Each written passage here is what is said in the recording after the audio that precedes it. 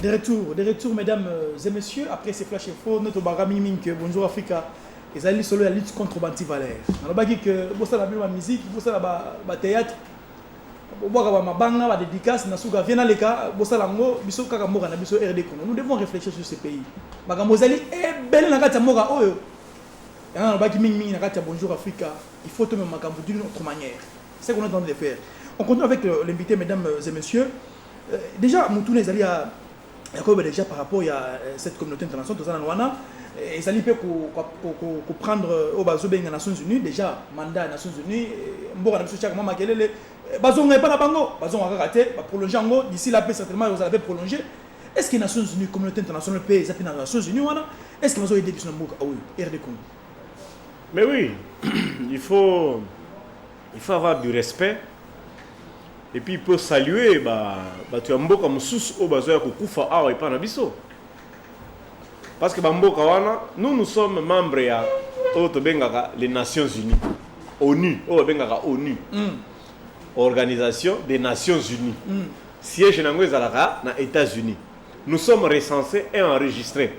To pesa kapé ba cotisation lokola ba mboka nyonso. Toza ba membre. Moko ya ba article ils ont constitué les Nations Unies et ils ont ceux qui ont la difficulté, nous sommes d'accord jusqu'à ce niveau-là.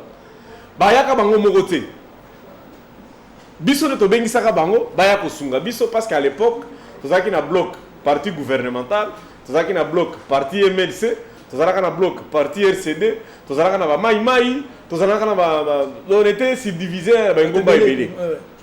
Et les gens ceux qui volontaires na biso ba congolais biso moko embele mboka oyo to panzaka parce que il était impossible na volonté na biso moko to kutana ndenge ozomona kama makambo aseniko eza ko kende to yokanaka jamais biso ba congolais parce que aucun congolais ndimaka congolais mususu. Donc il était difficile to vendre boye biso moko. RCD andimi à ça la concession, MLC à ça la concession, parti gouvernemental et ça la concession to kuta bato baleki biso na mbongo bato baleki biso na manduki ba vanda ki balobi ba petit bokanga mnoko. Allez vous tous allez à Kinshasa constituer le gouvernement, allez vous mettre là-bas. C'est pourquoi tu as vu tout ça. Je vais te donner un cas. Massacre à Gatumba et Salamaka, des tristes mémoires. Leur CD avait refusé. Leur CD avait quitté le gouvernement. La période à 1+4. Bazongi va vendre na Goma. Ce n'est pas Mova, ce n'est pas le ministre des Affaires étrangères. Ndaki na Goma. Obi mutakendo kotsa batu ya CD na avion pour matakini. Mundela ngoma na Italie avec Aldo Ayelo. Envoyé spécial de l'Union européenne. À Kiti à côté d'un président Robert Aïvissi, monsieur, tu prends l'avion. Monte. Ce n'est pas l'avion, il y a le gouvernement de Yaki. Na Goma, tu as mati avion à Monisco. Ouh. Batouba Ekin. Batouana, Banda Bazalaka Awa. Combien de fois Mende a déjà déclaré que mandat à Monisco cette fois-ci est sili. Tu as renouvelé les sous-soutés. Bakende. Tu as mis l'armée à Makasi. Baza Makasi. Bakenda Kate. Je vais te donner d'autres exemples qui peuvent te choquer encore. Yo sommes mon ministre de la Défense. Ce que ça la monitoring dans le ministère de la Défense. Au moins, ce qu'il y a une délégation à l'armée belge, aïe, basololi va visiter, pas programme de formation et bandit et salami. Nabiso moko. Mais ma baisse formation, est-ce que ma baisse wapi? Est-ce que c'est nous qui décidons? La question, ce n'est pas nous qui décidons. Réforme à la police. Et ça, la DGID. Oh, nous allons faire réforme à la police. La police est à la républicaine. Bureau. Ce n'est pas notre argent. Mais nous devons contrôler. Tout le monde a fait exemple. Et ça, on a beaucoup kala, beaucoup boîte na master. Yo nous allons là. Aux $300 na yo na push. Bo vandi na matonge bozo beta. Ube bo to zera no concert ya Kofi Linge banda to concert ya Jibe banda. concert yo ndo za là obi di ba master na oki pongi nga na kina nga est-ce que master ba za ro ba di bon on t'a concerné babunde là mais ça là ya la maga moto to ni kaka mais c'est ça la question oboni donc eza question ba master mais actuellement mais c'est pas mais on le bien Monusco to bengi bango onu to bengi bamba na mboka na biso mukolonda kwa bengi yo mukolonda kwa monike ça va akosala musala ndenge sengeli yemoko bozo na mboka na bino bozo bona ni ah qui te dit aussi que biso to bengi bango ngade na baki bongo pour couvrir peut-être bango moko abi di tozo e pa na bino ah non je vais te donner un cas ya mboka na biso bango ndenge ni vraiment je donne un cas de Mali. Bah terroriste baza ko avancer baningi bazo la capitale à Bamako. Le président qui était là présent en parlement qui faisait l'intérim bah mboke dinge kwe dans 2 jours capitale ezokwe ba rebelle ba komi na Kasangulu. Dans 2 jours Bamako ezako kwe. Solution ezate. Azu téléphone abengi François Hollande. Abimbuta biso non est-ce que ko sunga biso te. Alors biboy Nakoya, mais comment Mukanda, comment la Ban Ki-moon, comment la Nations Unies, il y a bisa bango que basa pour attaquer biso, to 5 bino bo sunga biso puis tinde nga pe copier Mukanda wana.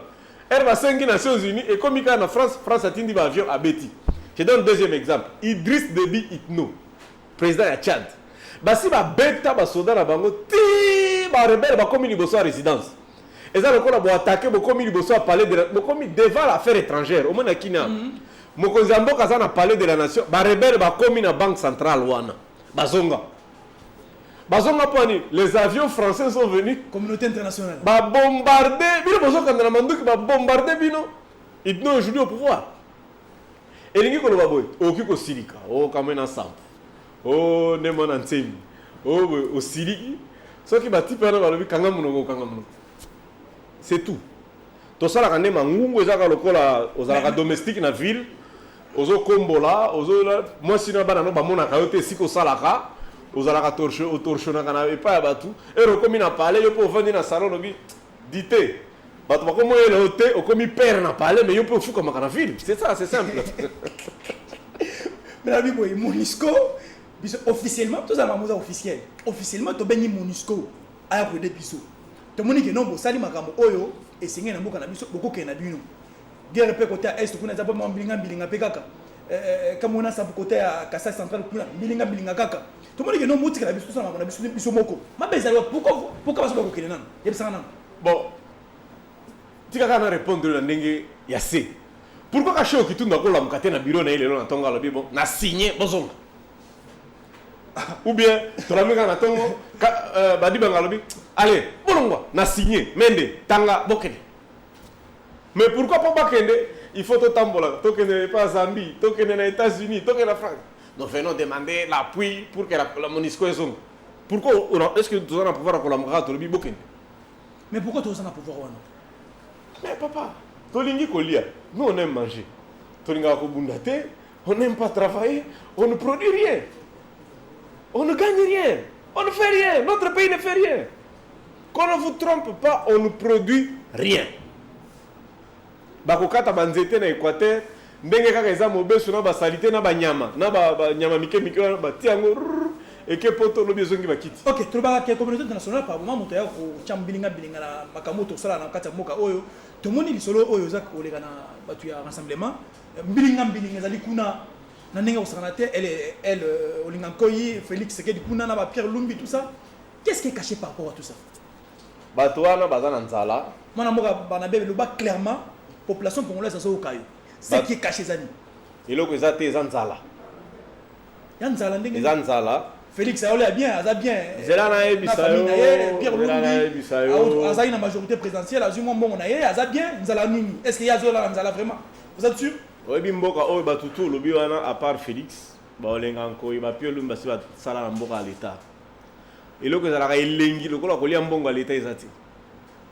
Po mbongo à l'état okoma na aéroport bato msune bakotombola valise na yo babongiseli yo valise balukeli yo place na avion oyo vandi na salon d'honneur otamboli na mbongo ofele okomi na poto olubi te ndenge balukaka visa oyebi te ba type wana soki mandat esili bazongi na palais bango moko il faut bakenda koluka guichet afutaka lisusu billet atombolaka valise na aéroport yango nde esalaka bato bazongaka na pouvoir. Est-ce que tu me comprends? C'est ça, bato tout wana baza na mien. Or je te dis la vérité, personne a l'argent. Katebe l'a dit ici que yé muta sala ki makamba cheval, yé muta tia ki ba avion na yé, vieux Tshisekedi azalaka na avion te, aya kana ba jet privé, est-ce que ça carburant na est-ce que gara avion ne vanda kana limité? Ne vanda kana limité te. Bato nyo sozo mona wana, ba Fayulu, ba Olenga Nkoyi, tout ce que ba Bruno Tshibala, bazo bonna la peuple, baza mia, population congolaise. baza mia mwana mboka. Wana olengi bango te bazo bonna la mboka, bazo bonna la population congolaise, bazo linga élection, bazo bonna la population. Mais ça que la population va tikati. Population le nous sommes fatigués. Non, non. Qui a dit qui a fait la population le qui est fatigué de, ale wapi vraiment wana. Au moins ndenge zalaka, l'unique manière ba yebaka ke mutu oyo alingi aza kosala mboka bible lobi yango. Ba mama mi balé bando wela mwana. Mokonzi mboka lobi bokata mwana wana biteni mi balé. O azalaki vrai maman ya mwana lobaki. Bopesa taille. Bopesa ye pourvu que na mwana wana vivant. Soki Olenga Nkoyi azali na souci à population. Parce que l'élection est en décembre. Nous sommes au mois de mars. Il reste 9 mois. Mais Vandagné, prépare les élections, tu vas rentrer. Mais Pierre Loumi pas autant la vie que nous on trop c'est trop. La même chose.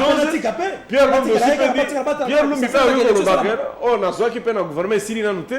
Na za na moi carburant Olenga Nkoyi a ça oumeli na chômage. Azwa tant qu'il y a une élection. Mais pourquoi il ne cède pas? Le chef de l'État. Bon, bango tout bazo la carburant. Yo quand tu bazo la ni. Bazo la pouvoir, bazo la jeep, bazo la garde. Personne n'a na biloko kolia, tous sont faits. Mais bango je parle comme peuple. Oh, au moins mon collègue comment le gouvernement a transition boye salaire est à $1. Bato ba kowe le loko anati. Bato ba kowe la ngoti. Je t'ai dit ici dans ce pays na ba combinaison bo le qui ministre on nommé muto comme DG lobi abandi ko tonga ba parler a sombi ba karaché bana ba ke ko tanga États-Unis a longo na pouvoir 2 ans après comme Pierre. Mais qu'est-ce qui fait qu'il n'a pas position ébélée à la communauté internationale? Tendance c'est dégager que ça va plus que bah tu as pouvoir parce que nous difficilement bah ni facilement la position à la communauté internationale. Par contre bah tu as opposition bah tu as rendu ma boque. Non, ce n'est pas vrai. Là aussi, c'est une fausse information. Je vais te donner encore une information qui peut te choquer. Et ça, encore là, il y a un serre na poto. Serre na Bwakangunda, a commis na poto, a bali conseiller, il y a premier ministre de la Belgique, lui, moi, lui Michel. Bah, au solana, a Bengi, a dit, petit nanga moko azakuna, bo salé ministre.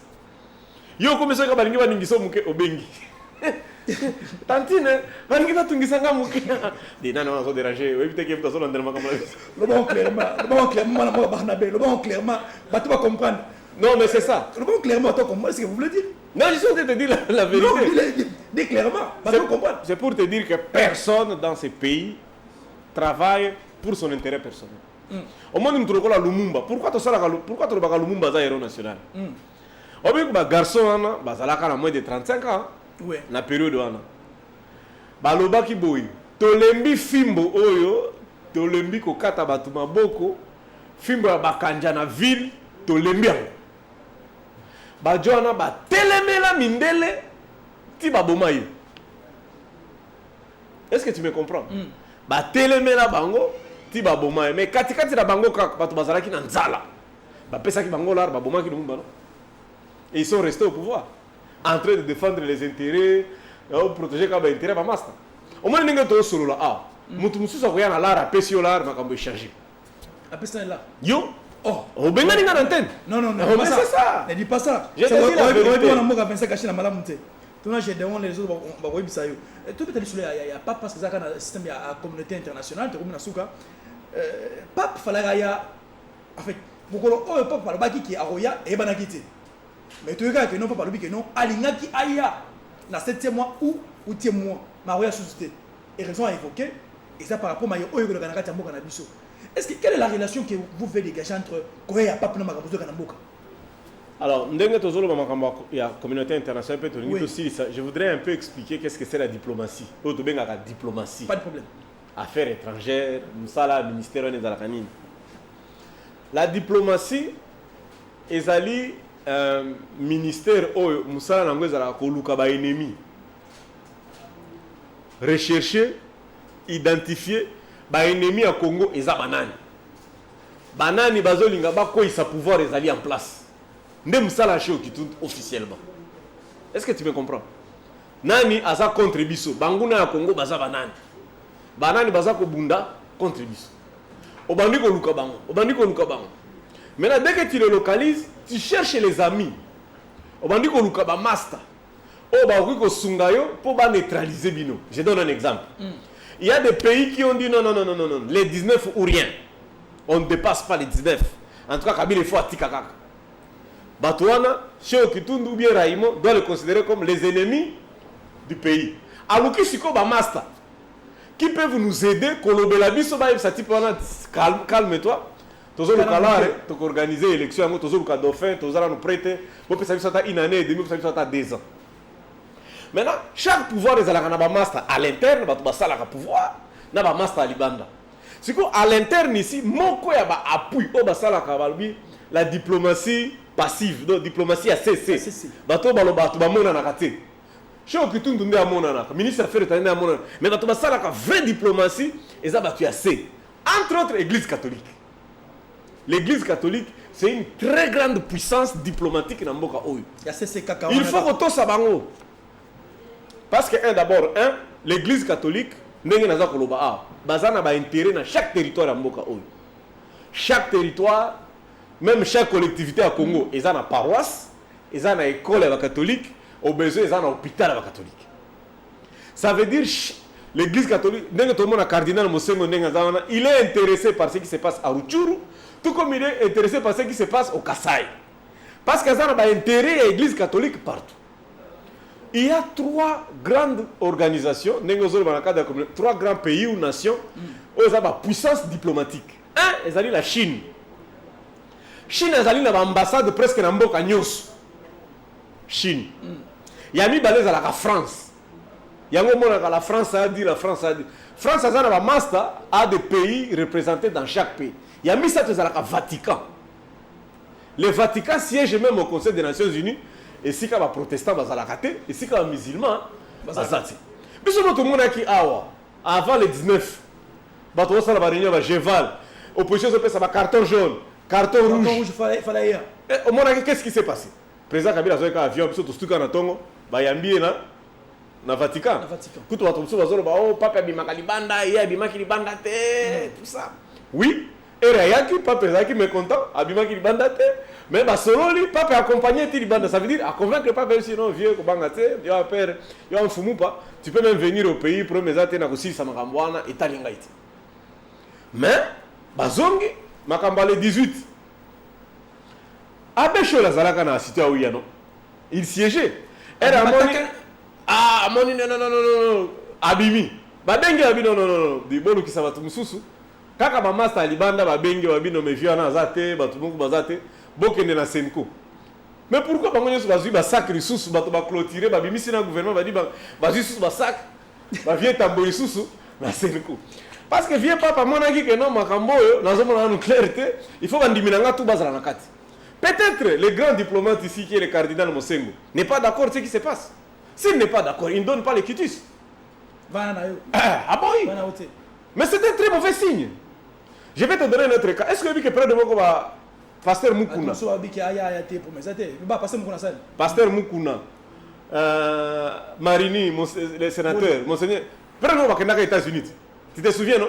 Et il n'a pas sur la Kenya. Pasteur Nyo, c'est un groupe de réveil.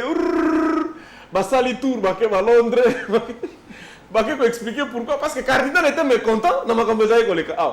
C'est eux qui dirigent le pays.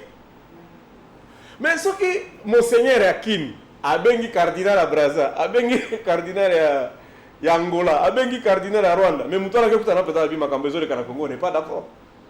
C'est un très mauvais signe, il faut corriger ça rapidement. Bon, à cause de la musulmane. À cause de la musulmane de Azoloba Bongo, mais si le pape dit qu'il y a Robert Tabiso.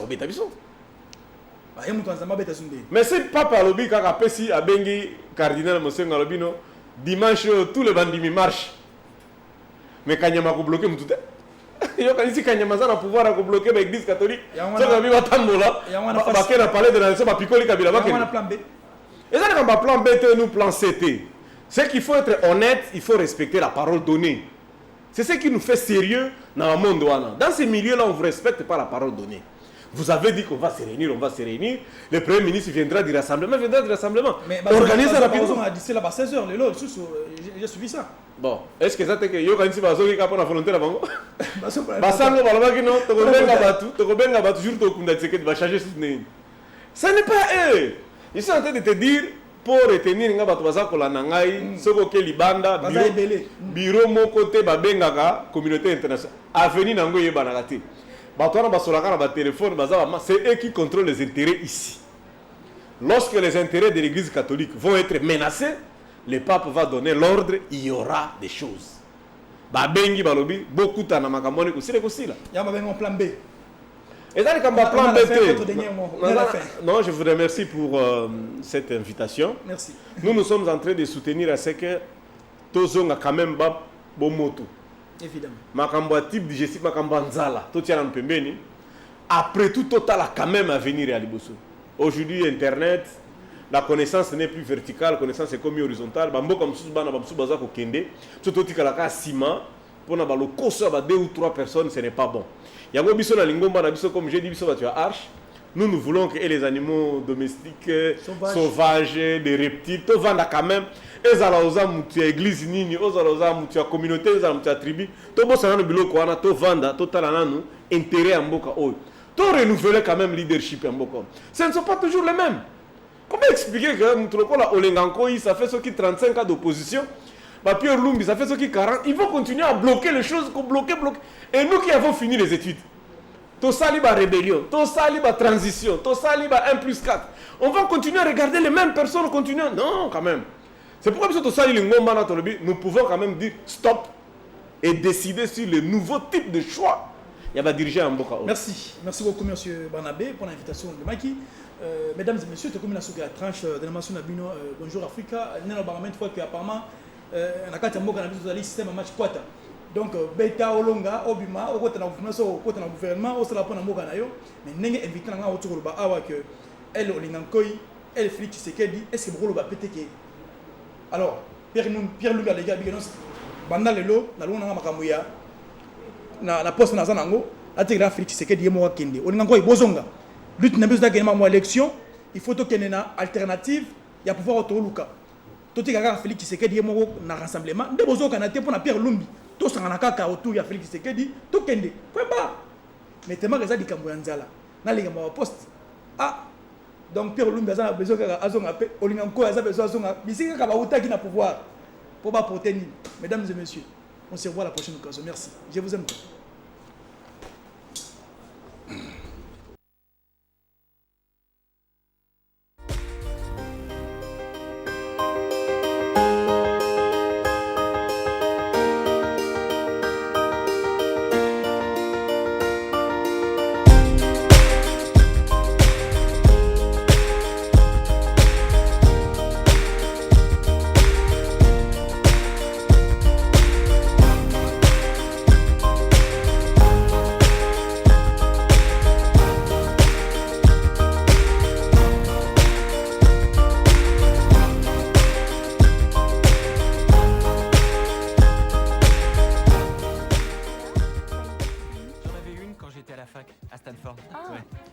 Jill, on était en première année. On était tellement proches. Bryce Larkin, c'était soi-disant son meilleur ami, mais il lui a piqué sa méthode et il l'a fait virer de Stanford. C'était il y a 6 ans, il faut tourner la page maintenant. D'accord, je tâcherai d'oublier Jill demain. Ah.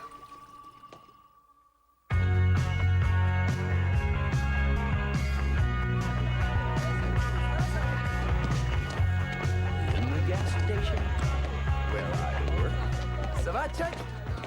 C'est le mec qui se fait prendre à pied. Ouais, mais en fait, j'avais pas triché, non? Et merde.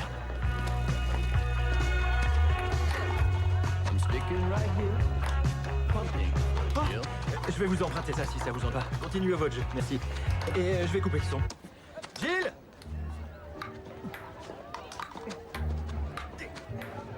Jill, hey! C'est Chuck, réponds! Laisse-moi une chance. Je veux t'expliquer ma version face à face. Si Jill voulait te parler, elle aurait répondu à un de tes 48 coups de téléphone. Salut! Charlie. Est-ce qu'elle est dans sa chambre? Jill,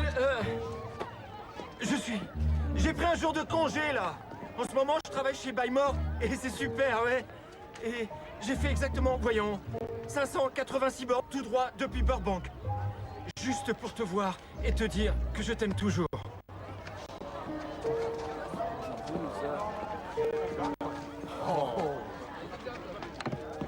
Chuck, Hé, salut, Jill. Je crois que je me suis assez ridicule